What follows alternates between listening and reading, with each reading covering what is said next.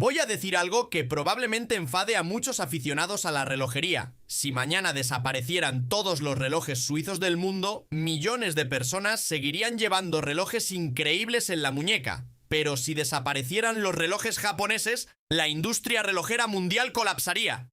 Y no estoy exagerando.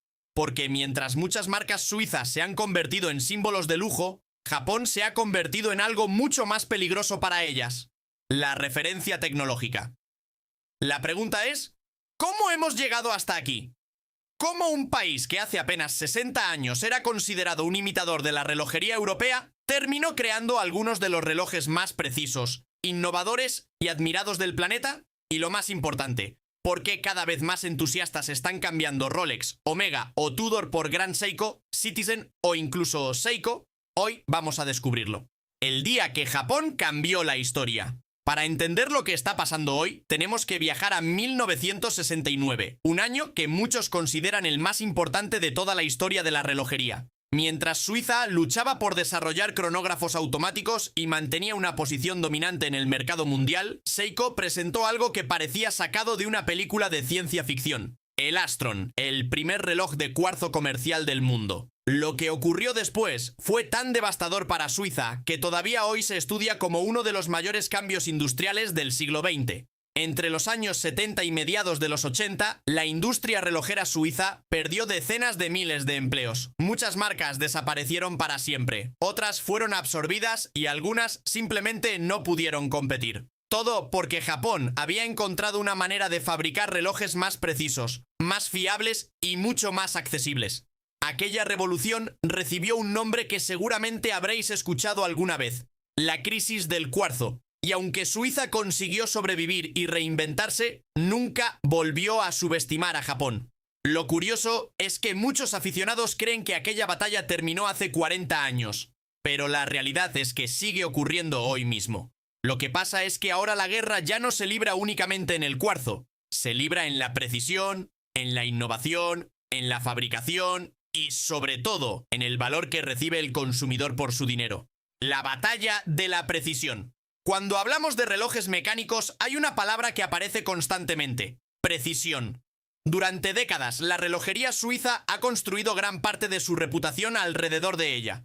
Y con razón. Certificaciones como el COSC han sido durante años una referencia para medir la calidad de un movimiento mecánico. Pero aquí es donde empieza uno de los mayores problemas para la narrativa tradicional de la relojería suiza, porque los japoneses simplemente se negaron a aceptar los límites existentes. Mientras la mayoría de fabricantes intentaban mejorar algunos segundos al día sus movimientos mecánicos, Grand Seiko decidió crear algo completamente diferente, algo que no existía, algo que nadie había imaginado: Spring Drive, una tecnología híbrida que utiliza energía mecánica pero regula su funcionamiento mediante un sistema electrónico extremadamente avanzado. El resultado es espectacular. Mientras muchos relojes mecánicos suizos certificados pueden desviarse varios segundos al día, un Spring Drive puede mantener una precisión que deja boquiabiertos incluso a los aficionados más experimentados. Pero aquí viene lo realmente interesante. No se trata únicamente de los números, se trata de la filosofía.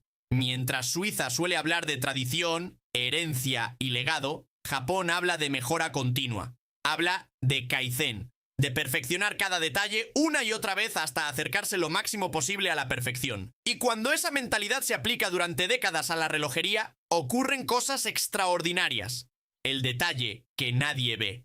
Ahora quiero que imaginéis que tenéis delante un Grand Seiko. Acercaos. Más todavía.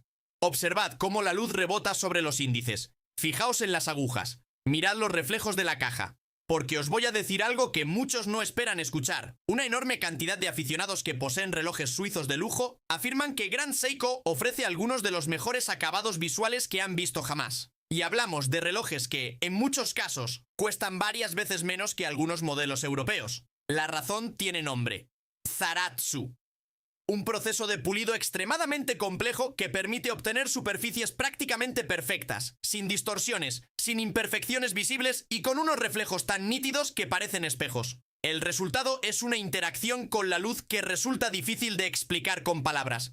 Es algo que hay que ver en persona para comprenderlo. Las fotografías ayudan, los vídeos ayudan, Pero cuando sostienes uno en la mano, entiendes inmediatamente por qué tantos coleccionistas hablan de esta técnica casi con devoción. Y aquí es donde Japón vuelve a hacer algo diferente. Mientras muchas marcas de lujo buscan impresionar a través del tamaño, la exclusividad o el reconocimiento social, Grand Seiko intenta impresionar a través de los detalles. Detalles que la mayoría de personas ni siquiera notarán a simple vista. El ángulo exacto de una aguja, el acabado de un índice, la forma en que una esfera captura la luz durante apenas un segundo. Son pequeñas obsesiones que acumuladas durante décadas terminan creando algo especial. De hecho, algunas de las esferas más famosas de la industria actual proceden precisamente de Grand Seiko. La Snowflake, inspirada en los paisajes nevados de Shinshu. La White Birch, que reproduce la textura de los bosques de abedules japoneses. O las múltiples ediciones que capturan amaneceres, montañas, lagos o estaciones del año. Mientras otras marcas fabrican esferas, Grand Seiko intenta contar historias a través de ellas. Y precisamente por eso, Grand Seiko se ha convertido en una especie de secreto a voces entre coleccionistas. No es una marca que dependa del marketing agresivo. No necesita celebridades, estadios o campañas multimillonarias para justificar su valor. Quien descubre un Grand Seiko suele hacerlo porque alguien que realmente entiende de relojes se lo ha enseñado. Es el típico reloj que aparece una y otra vez en conversaciones entre aficionados experimentados. El reloj que muchos compran por curiosidad y terminan conservando durante toda la vida. Y quizás esa sea una de las mayores diferencias entre ambas filosofías. Suiza vende un sueño. Japón intenta construir el mejor producto posible. Suiza busca enamorarte antes de la compra. Japón intenta sorprenderte después de ella. Y cuando hablamos de acabados, atención al detalle y obsesión por la perfección, es precisamente ahí donde muchos aficionados creen que la relojería japonesa está jugando una partida completamente diferente. El factor que más duele a Suiza. Ahora llega la pregunta incómoda. La pregunta que muchas marcas preferirían que nunca te hicieras. ¿Dónde obtiene más valor el comprador medio? Porque aquí es donde la conversación empieza a ponerse realmente interesante. Con menos de 1.000 euros puedes encontrar relojes japoneses con cristal de zafiro, movimientos automáticos fiables, excelentes acabados, décadas de reputación y una calidad de fabricación que hace apenas unos años habría parecido impensable en ese rango de precio. Y cuando muchos aficionados empiezan a comparar especificaciones objetivas, inevitablemente aparecen las preguntas difíciles. ¿Por qué un reloj cuesta 5 veces más que otro? ¿Es realmente 5 veces mejor? ¿Tiene mejores materiales? ¿Mayor precisión? ¿Más innovación? ¿O simplemente pertenece a una marca más prestigiosa? Y no me malinterpretéis. El prestigio tiene valor. La historia tiene valor. El diseño tiene valor. La exclusividad tiene valor. Todo eso forma parte de la experiencia de poseer un reloj. Pero cuando analizamos únicamente el producto, cuando dejamos de mirar el logo de la esfera durante un momento y nos centramos en lo que realmente estamos comprando, muchas veces Japón ofrece una relación calidad-precio extraordinaria. Pensemos en algo tan simple como un Seiko Presage. Por menos de 1.000 euros puedes tener una esfera espectacular, cristal de zafiro, movimiento automático manufacturado por la propia marca y una estética que rivaliza visualmente con relojes mucho más caros. O pensemos en Citizen, marcas que ofrecen tecnologías como Eco Drive, capaces de funcionar durante años utilizando únicamente la luz, eliminando prácticamente cualquier preocupación relacionada con cambios de batería. Y luego está Casio, una marca que durante décadas ha demostrado que un reloj no tiene que costar miles de euros para convertirse en una leyenda. Los G-Shock han sobrevivido a caídas, golpes, barro, temperaturas extremas y situaciones que destruirían relojes muchísimo más caros. Y aún así, siguen siendo algunos de los relojes más recomendados del mundo. Lo que ocurre es que Internet ha cambiado las reglas del juego. Hace 20 años era mucho más difícil comparar especificaciones, movimientos y acabados.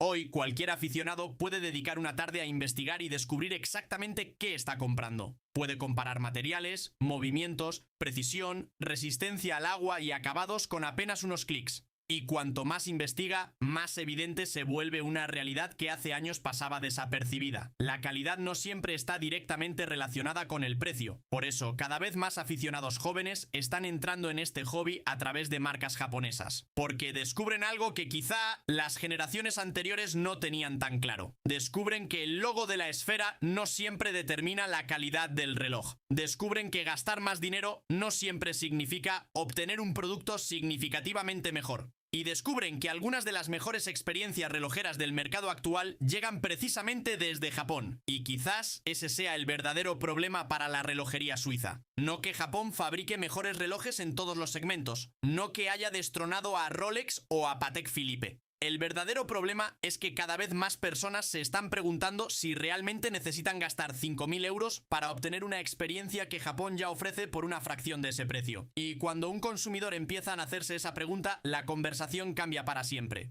La batalla de la innovación. Vamos a hacer una prueba rápida. Piensa en algunas de las innovaciones más importantes de la relojería moderna. Spring Drive, Eco Drive, G-Shock, GPS Solar, Radio Control, Astron GPS, Kinetic, The Citizen. Ahora pregúntate cuántas de ellas proceden de Japón. La lista es enorme. Y esto nos lleva a una diferencia fundamental entre ambas industrias. Suiza suele perfeccionar lo existente. Japón suele intentar reinventarlo. Ninguna filosofía es necesariamente mejor que la otra. Ambas han producido relojes extraordinarios, pero una de ellas parece especialmente obsesionada con empujar constantemente los límites tecnológicos. Citizen lleva décadas desarrollando relojes capaces de funcionar únicamente con luz. Casio ha creado algunos de los relojes más resistentes jamás fabricados. Seiko sigue produciendo internamente una enorme cantidad de componentes que muchas marcas externas compran a terceros proveedores. Y mientras tanto, Gran Seiko continúa perfeccionando movimientos que desafían las categorías tradicionales. Todo esto nos lleva a una pregunta incómoda. Si Japón ya domina gran parte de la innovación, ¿qué ocurrirá dentro de 10 o 20 años?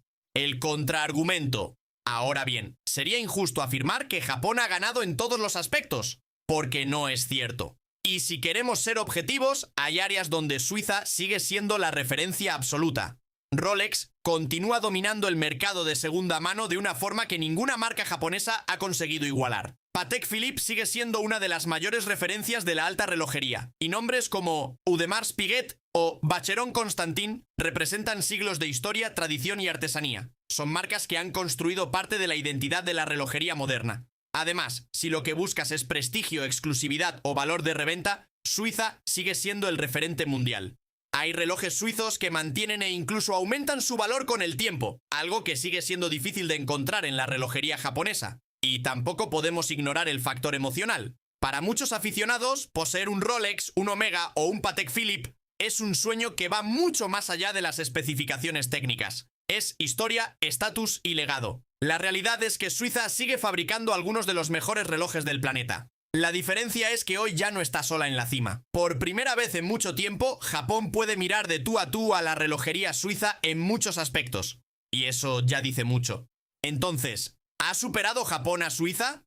Depende de cómo definamos la victoria. Si hablamos de innovación tecnológica, Japón tiene argumentos muy difíciles de ignorar. Si hablamos de precisión, también. Si hablamos de relación calidad-precio, probablemente aún más.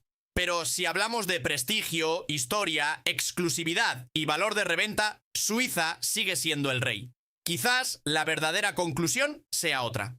Quizás Japón y Suiza ya no están luchando por el mismo tipo de cliente. Porque mientras unos venden historia, los otros siguen construyendo el futuro. Y ahora quiero saber vuestra opinión. Mirad vuestra muñeca.